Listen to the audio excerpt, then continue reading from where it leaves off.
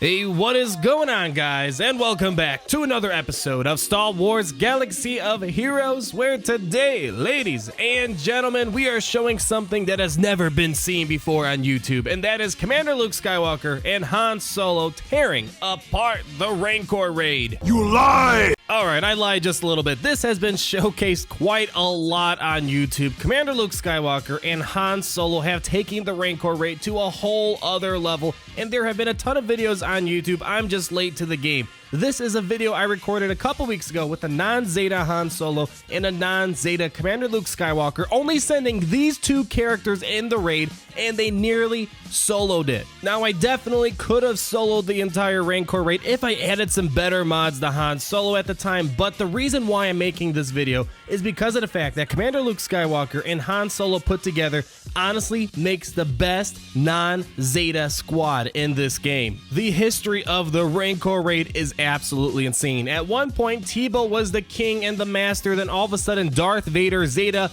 was the master, and then Grand Admiral Thrawn had a small period of time where he was known as the best Rancor raid character, and now with Commander Luke Skywalker and Han Solo's rework, they honestly are the most insane raid characters we have to date. So I've already made a video on why Commander Luke Skywalker is an insane Rancor raid character. Card in the top right if you want to go and check it out. Long story short, Commander Luke Skywalker has the holy trinity for the Rancor raid. He has turn meter removal, speed down, and tenacity down. Just go watch the video. I talk all about him in depth, but let's talk mainly about Han Solo because this was an unexpected character to become amazing for the Rancor raid, and as you see, without his Zeta, with Commander Luke Skywalker and on auto, he does some pretty bananas things. Pretty much for the Rancor raid, it all comes down to Han Solo's basic called Quick Draw. Now with this ability, if the enemy had less than 50% turn meter, Han Solo could do 75% more damage, and as you see in the video, he can put out some major damage on the Rancor. But the most important thing is, once the Rancor starts creeping above that 50% turn meter mark,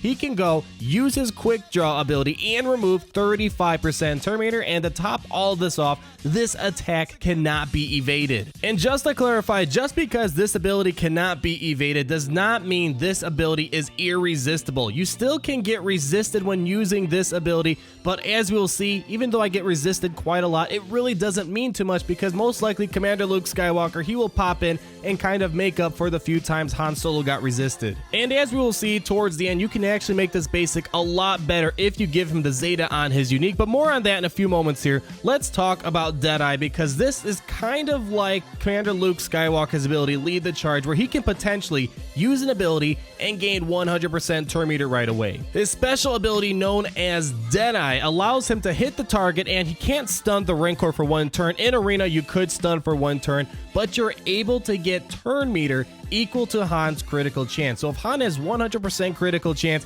he can instantly go right ahead and go straight into his basic attack or use his special attack, which is kind of like Commander Luke Skywalker. Commander Luke Skywalker uses Lead the Charge, then he can easily transition into another ability which can remove turn meter right away. So you will see the AI use Deadeye quite a lot. It does a big amount of damage, but as long as you give Han a decent amount of critical chance, he can quickly go back in and use his basic. And then this next ability, Never Tell Me the Odds. It's not really anything important for the Rancor besides the chance you have an increased critical chance, you have some evasion up, and you can increase Han's critical damage, which is great. He also gains 50% turn meter if you are not putting it on auto. I generally would recommend not using Never Tell Me the Odds, but the AI will use it, and as you see, even on auto, it doesn't really hurt the flow of the game. And now the unique. This does have a Zeta upgrade. I did not have a Zeta on Han Solo. During the time of this video, I wanted to showcase how great these two characters are without any sort of Zetas,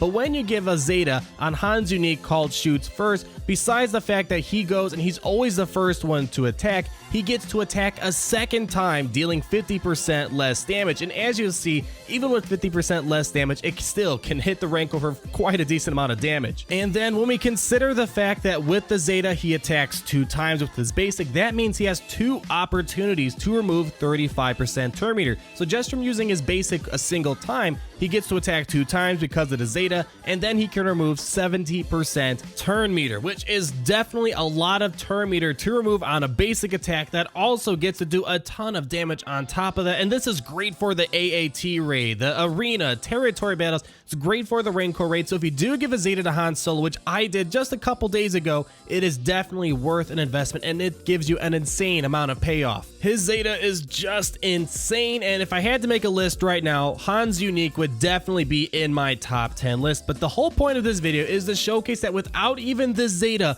these two characters alone do some pretty amazing things. It's crazy to see how far the Rebel faction has come in this game and have completely taken over the Rancor, and even Commander Luke Skywalker. Towards the end, Han kind of left the battle. He got destroyed about 25% towards the end of Phase 3, and Commander Luke Skywalker by himself was able to carry the burden for a long time until roughly midway through Phase 4. So pretty much, I just want to wrap up with Han's mods and my last table that I used to showcase how to solo the Rancor raid regarding mods for Han. There are definitely a lot of ways to mod him. I gave him next to 0 additional potency. Yes, it will help you not get resisted when using his basic and removing turn meter, but it is not necessary by any means.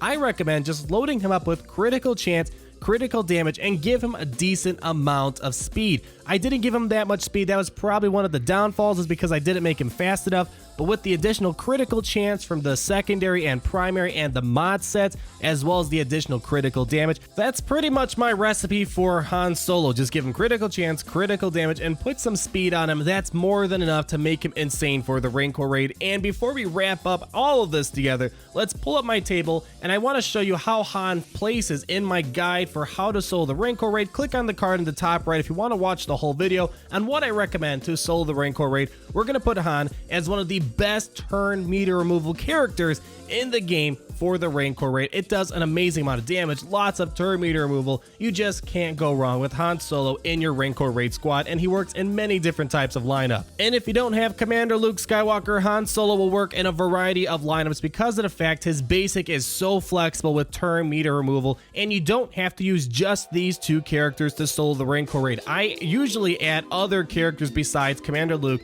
and Han Solo. Usually I put wigs in there, and I've been messing around. You can put Captain Rex in the 5th slot. You can put Obi-Wan in the 5th slot. There are just a lot of ways to make a team revolving around these two characters. So by no means you only have to use these two characters. Oh, and one last thing before I forget. If you are someone who is deciding if you should go and Zeta Darth Vader's leadership solely for the Rancor raid, and if you already have Han Solo and Commander Luke in your inventory, I highly recommend against Zetaing Darth Vader's leadership ability because of the fact if you just have Han Solo and Commander Luke, you don't need any Zetas to do insane amounts of damage for the Rancor raid. So I just want to put that out there. But if you don't have Commander Luke or Han Solo, then Darth Vader's Zeta is definitely worth it. I just want to put it out there because I know a lot of people are deciding if it's even worth giving Darth Vader his Zeta anymore. And the long story short is no, if you have Han Solo and Commander Luke Skywalker. So with all that said, I hope you guys did enjoy this video and learn something new, even though I'm a bit late to the game here showcasing this particular lineup. They're insane. They really changed the game for the Rancor raid. And if you did enjoy this video, please feel free to leave me a like, comment down below, and subscribe so you're not missing a thing. And as always, I'll be back.